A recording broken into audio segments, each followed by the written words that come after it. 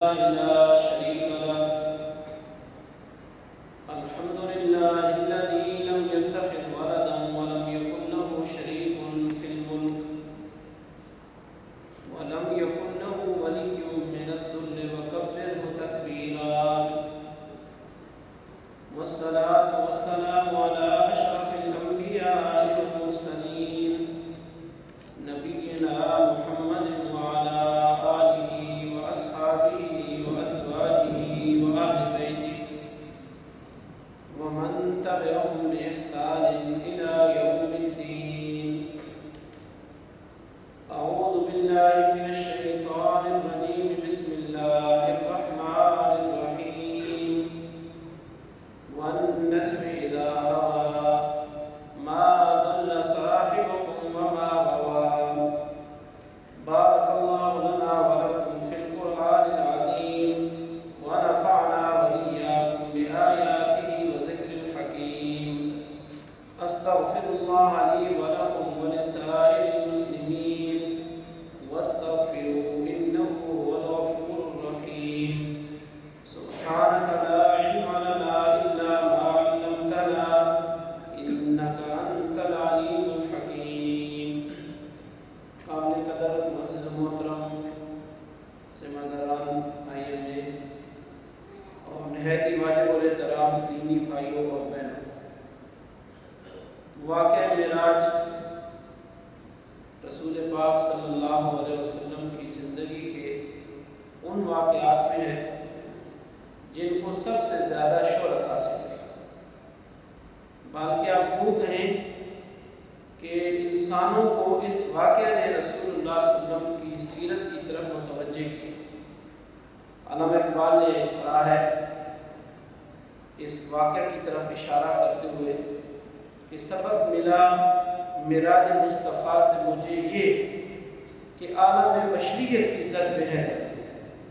اس سے پہلے یہ تصور ہی نہیں تھا کہ کوئی شخص 2 ماہ کا سفر یا کوئی تیز سواری ہو تو 1.5 ماہ کا سفر جو مکہ سے بیت المقدس تک کا تھا وہ ایک رات کے اندر کر کے پھر واپس آ جائے.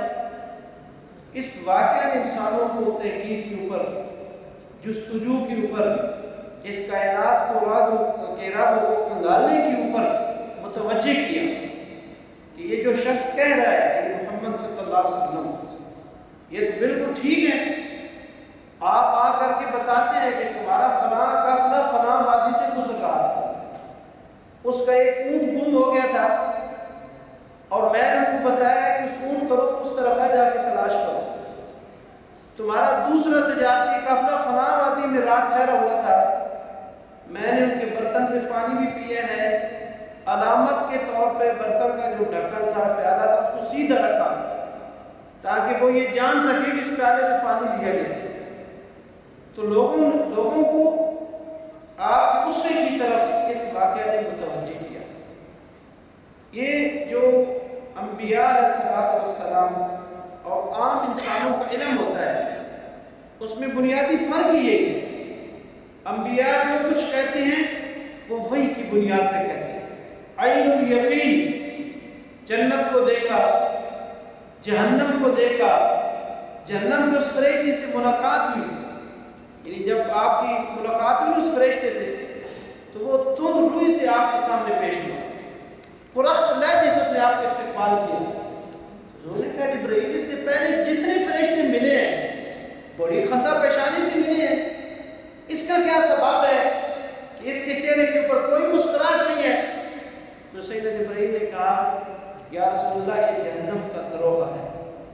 حضور نے جہنم دیکھنے کی خیر ظاہر کی تو جہنم تمام تر ہولناکیوں کے ساتھ آپ کے سامنے آ گئی، اور پھر وہ فرشتہ قیامت کے دن جب جہنمی جل رہے ہوں گے تو پکاریں گے وَنَادَوْا يَا مَالِكُ لِيَقْضِ عَلَيْنَا رَبُّكَ قَالَ إِنَّكُمْ مَاكِثُونَ.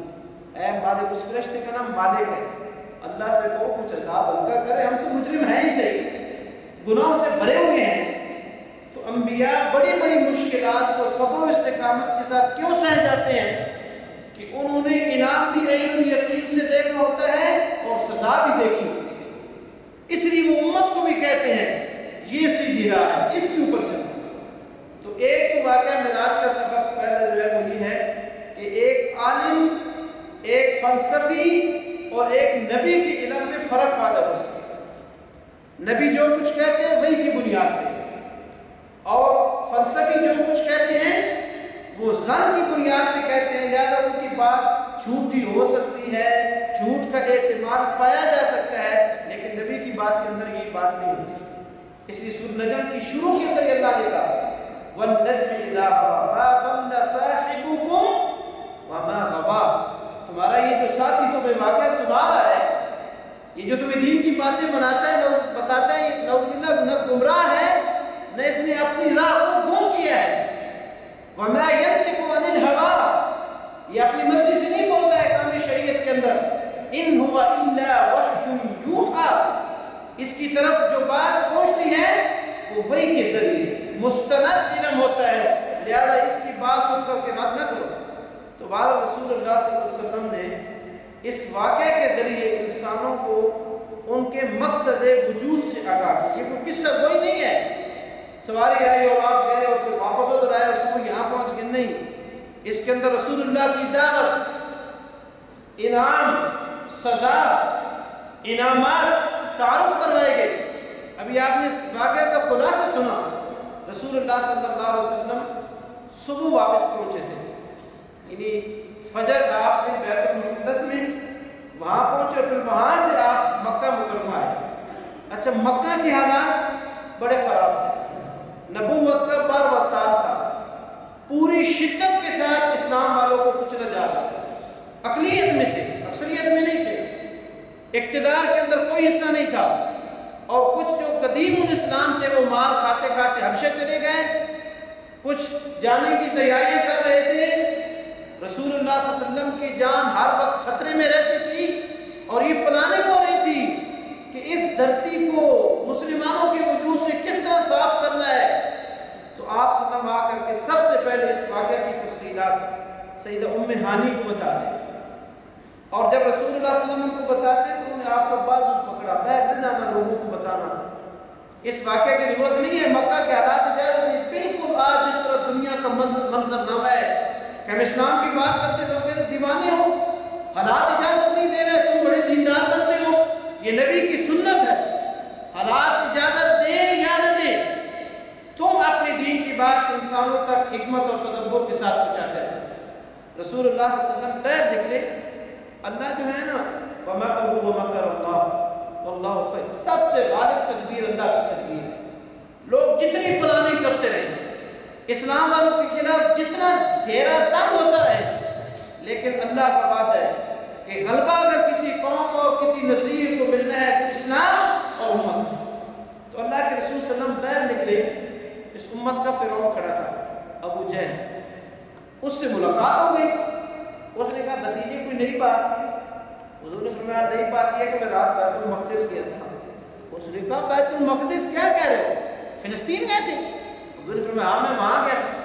کہا صبح یہاں بھی ہوگی کیسے، کس پہ گئے تھے، کون سی سواری تھی؟ اس نے پھر کہا دیکھیں بعض لوگ یہ سمجھتے ہیں کہ یار یہ میرے سامنے تو کہہ رہے تو ممکن ہے کہ یہ نعوذ باللہ کوئی جھوٹی بات ہو، غیر مستند ہو، لیکن پوری قوم کے سامنے کس طرح یہ کہے گا؟ اس نے کہا اگر میں قوم کو جمع کروں تو اپنے موقف پہ ڈٹے رہو گے، سب کے سامنے بات رکھ سکتے ہو؟ حضور نے فرمایا کیوں نہیں، اللہ کی حکمت تدبیر دیکھیں۔ اگر حضور کہتے نا کہ قوم کے لوگوں آؤ میں نے یہ واقعہ سنانا ہے تو کوئی 4 5 6 7 مسلمان آ جاتے، تعلیم ہو جاتی اور چلے جاتے، لیکن جب اس امت کی فرعون نے قوم کو کال دی، پوری قوم حرم کے اندر آ گئی۔ اللہ کے رسول بیت اللہ کی دیوار پر ٹیب لگا کے کھڑے ہو گئے، آپ نے الف سے لے کر کے یا تک پوری اس واقعے کی تفصیلات رکھی۔ اچھا لوگ سوچ رہے ہیں کیسے ہو گیا، راتوں رات کیسے، ممکن ہی نہیں ہے ویسے۔ جو مسلمان تھے نا وہ بھی چپ کر گئے کہ اللہ کے رسول نے کیا کہہ دیا ہے، حالات بھی ایسے نہیں ہیں اور عملاً ممکن بھی ایسا نہیں ہے کہ آپ واپس جائیں اور آج، لیکن ایمان کا تقاضا کیا ہے کہ اگر تم نبی کے ساتھ محبت کے دعوے دار ہو تو جھوٹی محبت نہ کرو، اگر عشق کرنا ہے تو سچا کرو۔ وہ کہیں نبی کہے کہ رات ہے تو تم کہو رات ہے، بے شک سورج نکلا کیوں نہ ہو، نبی کہے دن ہے اور عملاً رات ہو اللہ کے رسول کہہ رہے ہیں کہ میں راتوں رات گیا ہوں. قوم مذاق بنا رہی ہے اور جو مسلمان ہیں انہوں نے چپ ساتھ لی ہے. یار یہ کوئی موقع نہیں تھا ایسی بات کرنے کا کہ میں گیا ہوں اور آپ بھی گیا ہوں. کس پہ گئے؟ تو ایمان کا تقاضا کیا تھا کہ جب تمہارا نبی یہ بات کہہ رہا ہے تو تم کہو کہ یہ بات ٹھیک ہے، سچی ہے. اللہ کے رسول صلی اللہ علیہ وسلم کہہ رہے ہیں، لوگ آوازیں کس رہے ہیں. کوئی کہہ رہا ہے جی پہلے ہمیں شک تھا، اب یقین ہو گئے کہ یہ نعوذ باللہ بے بنیاد باتیں ہیں. ایمان والے بھی چپ ہو گئے.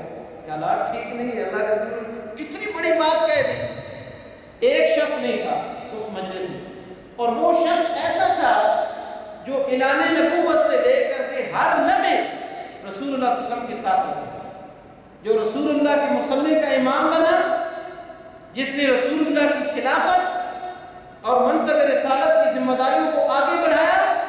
جب ساری دنیا خاموش تھی وہ شخص اکیلے کھڑا ہوا اور اس نے کہا یہ بات میرے نبی کی ہے اور یہ بات سچی ہے. وہ کون تھے؟ سیدنا ابو بکر تھے. وہ اس مجلس میں نہیں تھے، وہ حرم سے باہر تھے. اب پوری قوم کی نظر لگی ہوئی اس شخص کے اوپر کہ مکہ کے اندر محمد صلی اللہ علیہ وسلم کے بعد اسلام والوں میں اگر کوئی قابل اعتماد شخصیت ہے تو وہ ابو بکر صدیق رضی اللہ تعالیٰ کی ہے. ان کا اگر اس شخص نے انکار کر دیا نا تو اسلام کی جان، اسلامی تحریک دب جائے گی. کوئی مسلمانوں کی بات کے اوپر کبھی اعتماد نہیں کرے گا، صرف یہ شخص انکار کر دے. بھائیو کچھ نوجوان اچھلتے ہوئے گئے ابو بکر صدیق رضی اللہ تعالیٰ کے پاس. کہنے لگے تمہارا نبی تو یہ کہہ رہا ہے اور کوئی بھی نہیں مان رہا. اب آدمی اس وقت تصورات کیا ہونے چاہیے جب کوئی بھی نہیں مان رہا ہو، اور ساتھ یہ بھی کہنا کہ تمہارا نبی کہتا ہے میں راتوں رات گیا ہوں، پھر آ بھی گیا ہوں، عقل بھی نہیں مان رہی. سیدنا ابو بکر صدیق نے کہا کہ اگر یہ بات میرے نبی نے کی ہے تو یہ بات سچی ہے، یہ جھوٹی نہیں ہے. تم ایک بار، میں ہر روز کئی ایسی باتیں دیکھتا ہوں جو خلاف عقل ہوتی ہیں، لیکن ایمان کہتا ہے کہ نبی کی ذات کے ساتھ اس بات کا تعلق ہے تو یہ بات سچی ہے. 12 سیدنا ابو بکر صدیق مجمع کو چیرتے ہوئے کھڑے ہوئے رسول اللہ کے سامنے ایسے اور کہا یا رسول اللہ میں نے یہ بات سنی ہے، یہ دین عافیت والا نہیں ہے، دین کے اندر کوئی معذرت خواہانہ رویہ نہیں ہے. اللہ کے رسول نے یہ نہیں کہا ابو بکر صدیق میں گیا تھا پھر میں آ بھی گیا ہوں لوگ نہیں مان رہے، ایسی کوئی بات حضور نے نہیں کی. حضور نے کہا ابو بکر صدیق تو نے یہ بات سنی ہے؟ کہا ہاں یا رسول اللہ سنی ہے. حضور نے پوچھا تیرا کیا جواب ہے؟ پتہ تو یہاں چلے نا تیرا ایمان کہاں کھڑا ہے بھائی. دعویٰ تم عشق کا کرتے ہو اور بات جب دین کی آتی ہے تو بیک ڈور سے نکل جاتے ہو. کیوں؟ تم کہتے ہو مسلمان ہو تو تمہارا جواب بھی ایسے ہی ہونا چاہیے. اللہ کے رسول کو سیدنا ابو بکر کہنے یا رسول اللہ میں نے تصدیق کی ہے، میں نے کہا یہ بات سچی ہے، ایک نہیں کئی باتوں کی میں تصدیق کرتا ہوں جو میرے نبی کی ذات سے وقوع ہوتی ہے. تو حضور نے فرمایا انت صدیق، تو سچا ہے، سچ بولنے والا، سچ کے لیے کھڑا ہونے والا، سچ کا اعلان کرنے والا. انما المؤمنون الذين آمنوا بالله ورسوله ثم لم يرتابوا، جو اللہ کو رب مانے اور رسول کو رسول مانے، قرآن نے کہا پھر اس کے اوپر ڈٹ جائے. وہ کون ہے؟ وہ عبادت گزار نہیں، وہ حاجی صاحب نہیں. اولئک هم الصادقون یا ایھا الذین آمنوا اتقوا اللہ وکونوا مع الصادقین. وہ سچا ہے اور ایمان والوں سچوں کا ساتھ دو، جھوٹوں کا ساتھ نہ دو جو نت نئے چہرے بدل کے آتے ہیں، نت نیا لبادہ اوڑھ کر کے آتے ہیں. باطل تو ہی پسند ہے، حق لا شریک ہے.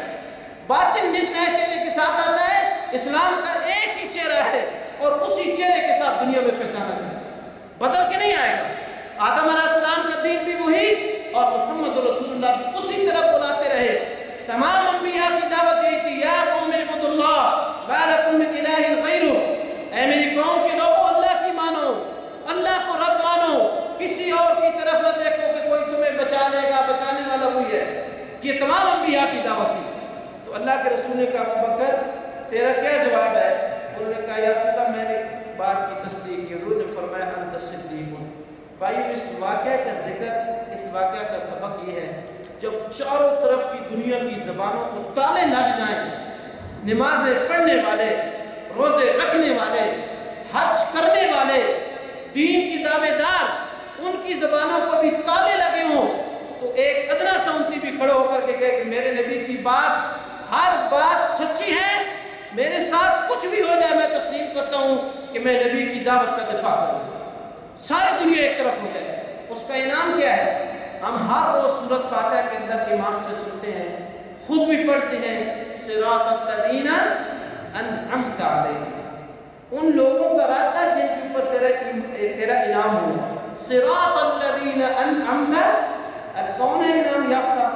سورۃ النساء کے اندر اللہ نے پھر ان کا تعارف کروایا، اولئک الذین انعم اللہ علیہم من النبیین والصدیقین والشہداء والصالحین وحسن اولئک رفیقا۔ سب سے اچھی رفاقت اور جماعت یہی ہے جس کے اندر یہ چار صفات پائی جائیں۔ انعام یافتہ لوگ، انبیاء اور انبیاء کی دعوت کی تصدیق کرنے والے۔ ہم رسول اللہ سے محبت اور ایمان کا تقاضا ہے، اس محبت میں ذرا بھی کمی ہو تو ایمان ناقص ہے۔ اگر یہ رسول کی محبت دل سے نکل جائے ایمان نکل گیا ہے۔ پھر جو چاہو کرو، تو رسول سے محبت ہے وَمَا آتَاكُمُ الرَّسُولُ فَخُذُوهُ، اس کی ہر بات کو مانو جو تمہیں کہے، وَمَا نَهَاكُمْ عَنْهُ فَانْتَهُوا، جس سے وہ منع کہے رک جاؤ۔ پھر ذات، برادری، علاقہ، دوستی، یاری اس کو نہ دیکھو، رسول کی بات آ گئی، لا تقدموا بین یدی اللہ ورسولہ، ایمان والو اللہ اس کے رسول کے آگے پیش قدمی نہ کرو۔ زندگی کا ہر فیصلہ کرنے سے پہلے دیکھو میرا رب کیا کہتا ہے اور میرے نبی کی تعلیمات کیا ہے، اس کے بعد اپنا پلان کرو۔ ہم سارا پلان پہلے کر لیتے ہیں، پھر دیکھتے ہیں دین کیا کہتے ہیں۔ یہ ہمارے سے نا کئی لوگ مسئلہ پوچھتے ہیں، شادی کرتے ہوئے اسلام کو نہیں دیکھتے، جب معاملہ بگڑ جاتا ہے نا کہتے ہیں اسلام کیا رہنمائی کرتا ہے۔ بھائی زندگی کے ہر معاملے میں رہنمائی لینی چاہیے۔ جب معاملہ گھر میں بگڑ جاتا ہے، طلاق تک نوبت پہنچ جاتی ہے اور کچھ لوگ عملاً دے بیٹھتے ہیں، پھر مولوی کی طرف رجوع کرتے ہیں، اب ہمیں بتاؤ کیا کریں، تم خود مسلمان نہیں ہو۔ یعنی ہم سب کو دیکھنا چاہیے میرا دین مجھے دین کے معاملات میں، دنیاوی معاملات میں کیا کہتا ہے۔ تو واقعی معراج کے اندر جن مشاہدات کا ذکر ہو رہا تھا، جن چیزوں کا ذکر ہو رہا تھا، اس میں ایک طرف انعام اور دوسری طرف پکڑ۔ رسول اللہ صلی اللہ علیہ وسلم نے جہنم کو مشاہدہ کیا، پھر آپ پہنچے عند سدرۃ المنتہا، وہ بیری کا جو درخت اس کائنات کے آخری سرے کے اوپر ہے، اس سے آگے کیا ہے؟ خالق ہے، اس سے نیچے ساری مخلوق ہے، یہ حد فاصل ہے خالق اور مخلوق کے درمیان۔ اوپر سے اللہ احکام فرشتوں کو یہاں دے دیتے ہیں، پھر فرشتے یہاں سے احکام لے کر کے کائنات کے اندر پھیل جاتے ہیں۔ عند سدرۃ المنتہا، کائنات اس آخری سرے کے اوپر رسول اللہ نے ایک اور چیز بھی دیکھی، اندہا جنت المأویٰ، جنت المأویٰ آدم علیہ السلام کا اصل مسکن تھا۔ یہاں تو ہم ٹمپریری طور پہ ہوئے ہیں، تھوڑی دیر کی اصل مسکن وہاں ہے۔ اللہ کے رسول نے پھر وہ دیکھنے کی خواہش ظاہر کی کہ وہ جنت ہے کیسی۔ رسول اللہ کو جنت کا مشاہدہ کروایا گیا۔ مشاہدے میں آپ گزر رہے تھے تو آپ کے ساتھ ایسے لگا کہ کوئی شخص اور بھی چل رہا ہے۔ اللہ کے رسول نے تجسس سے پوچھا، جبرائیل میں ہوں اور آپ ہیں، یہ ایک اور کون ہے جو جس کی چلنے کی آوازیں آ رہی ہیں؟ تو رسول اللہ صلی اللہ علیہ وسلم کو سیدنا جبرائیل نے کہا، یا رسول اللہ یہ بلال ہے اور مکہ کی گلیوں میں چل رہے ہیں، اور ان کے چلنے کی آواز کہاں ہے؟ عند سدرۃ المنتہا عندہا جنت المأویٰ۔ حضور واپس آئے، آپ نے پوچھا بلال تیرا وہ کون سا عمل ہے جس عمل کی بنیاد میں تیرے چلنے کی آواز میں نے وہاں بھی سنی ہے؟ تو سیدنا بلال نے کہا، یا رسول اللہ دو چیزیں ہیں، پہلی چیز یہ ہے جب بھی میرا وضو ٹوٹتا ہے میں وضو کر لیتا ہوں۔ طہارت کا اہتمام کریں، ہمیشہ اپنے آپ کو پاک اور صاف رکھیں۔ یہ پاکی تمہیں دنیا کی تنگیوں سے نکال کر کے آخرت کی وسعتوں کی طرف لے جائیں گے۔ جب بھی یا رسول اللہ وضو ٹوٹتا ہوں وضو کر لیتا ہوں۔ بلال تیرا اور کون سا عمل ہے؟ یا رسول اللہ جب بھی آپ کی مجلس میں بیٹھتا ہوں میرا رخ اور نگاہ آپ کی طرف ہی ہوتا ہے، زندگی میں اپنا رخ رسول اللہ کی طرف پھیر لیا جائے۔ میرا نبی کہتا کیا ہے؟ میرے نبی کھاتے کیسے تھے، رہتے کیسے تھے؟ چلتے اسی زمین کے اندر رہے نا، اسی زمین کے اندر رہ کر کے بیویوں کے حقوق بھی ادا کیے، تجارت بھی کی، دوستی بھی کی، 82 کے قریب جنگیں حضور کی زندگی میں لڑی گئیں، 28 کے اندر خود شریک ہوئے، دندان مبارک شہید ہوئے۔ زندگی جدوجہد والی زندگی تھی، بھوکے پیاسے رہ کر کے دین کو غالب اور 23 سال کی کم مدت کے اندر اس دنیا کو بتا دیا کہ اس دنیا کے اندر کوئی دین چل سکتا ہے تو وہ محمد رسول اللہ کا لایا ہوا دین ہے۔ اس لیے اس خالق کائنات نے پسند کیا ہے وَرَضِيتُ لَكُمُ الْإِسْلَامَ دِينًا، تمہارا زندگی گزارنے کا اصول کیا ہو؟ یہ اسلام ہو، یہی دین۔ تو رسول صلی اللہ علیہ وسلم نے وہاں جنت الماوا کا مشاہدہ کیا۔ سیدنا ابراہیم علیہ السلام کا ذکر ہو رہا تھا، بیت اللہ کی وہاں بیت المعمور کے ساتھ ٹینک لگا کے بیٹھے تھے۔ حضور کہتے ہیں کہ شکل و صورت سے میری مشابہت یا میں ان کی مشابہت رکھتا ہوں، تعارف ہوا اور انہوں نے ایک بات رسول اللہ کو کہی، کہا کہ یا محمد صلی اللہ علیہ وسلم جب آپ واپس جائیں نا تو میرا سلام کہنا اپنی امت کو، اقرا امتک السلام واخبرہم، اور ان کو خبر دینا۔ پہلے تو میرا سلام کہنا، گویا ہمیں بھی سلام ان کا آیا ہے، ساتھ کا ان کو خبر دینا۔ کیا خبر دینا؟ ان الجنت طیبۃ التراب وعذبۃ الماء وان غراسها سبحان اللہ والحمد للہ ولا الہ الا اللہ واللہ اکبر۔ خبر دینا جنت پاکیزہ جگہ ہے، زرخیز مٹی ہے، کوئی بنجر زمین نہیں ہے، میٹھا پانی ہے جو کاشتکاری کے قابل ہے، اور اس جنت کے پودے کیا ہیں؟ سبحان اللہ۔ وَأَنَّ غَرَاسَهَا، اس روئی زمین کے اوپر پاکی کس کی ہونی چاہیے؟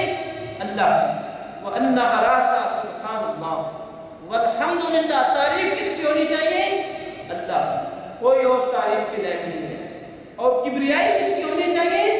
اللہ کی کبریائی کا۔ یہ رسول اللہ کی دعوت تھی، یہی دعوت لے کر کے آپ انسانوں کی طرف آئے، اور واقعہ معراج سے بھی یہی پیغام لے کر کے آپ لوٹے۔ اس لیے بھائیوں اور دوستوں، وقت کا تقاضا ہے کہ ہم اس دنیا کی تنگیوں سے اپنے آپ کو نکالیں، آخرت کی وسعتوں والے سفر کی تیاری کریں۔ اور وہ تیاری کیا ہے؟ محمد رسول اللہ کا لایا دین، اس دین کے مطابق اپنی زندگی کو رواج دیں، ان کی سنتوں کو اپنی زندگی کے اندر لے آئیں، من مانا دین نہ اپنائیں۔ ایک ساتھی ہمارے ساتھ صبح جاتے ہیں ڈیوٹی پہ، تو وہ کہتے ہیں رمضان میں روزے رکھتے ہوئے جب شدت ہوتی ہے تو پھر نہیں رکھتا، اچھی صحت ہے ماشاءاللہ، لیکن یہ تو اپنی مرضی کا دین ہوا نا۔ رسول اللہ کا لایا دین یہ ہے کہ تم ہر وہ کام جو رسول اللہ نے کرنے کا کہا، جس کی ترتیب آپ نے بتا دی، اسی ترتیب کے مطابق کرو، اپنی مرضی درمیان میں نہ لے آؤ۔ معذور ہو تو رخصت موجود ہے، معذور نہیں ہو تو کوئی رخصت نہیں ہے۔ دین کے اندر نہ غلو کرو، نہ دین کی سنت اور طریقوں کو مٹاؤ۔ غلو کیا ہے؟ مستحب کو سنت کا درجہ دے دینا، سنت کو فرض کا درجہ دے دینا، اور فرض سے آنکھیں بند کر لینا۔ یہ اس امت کے اندر تیزی کے ساتھ بیماری پھیل رہی ہے۔ واقعہ معراج نہ کوئی قصہ ہے نہ کوئی کہانی ہے، یہ توحید، رسالت، آخرت کے اوپر ایمان کا درس ہے کہ ہم اس جنت، اصل مسکن جو آدم علیہ السلام کا تھا، اس مسکن کی طرف لوٹنا ہے۔ ہمیں وہی جگہ ملے جس جگہ میں بہتی نہریں ہیں، چشمے ہیں، آبخورے ہیں، خدامہ موجود ہیں، نوجوان ہم سن ہم عمر لڑکیاں موجود ہیں، وسیع محل ہیں، عراق سے لے کر کے شام تک ایک محل اور خیمہ ہے۔ اور اس جنت کی حوریں جو اس دنیا کو جھانک لیں، تو حضور نے فرمایا ان کے جھانکنے سے یہ دنیا روشن ہو جائے۔ وہ ایک سانس لے لیں تو ان کے سانس لینے سے اس دنیا کے اندر خوشبو پھیل جائے۔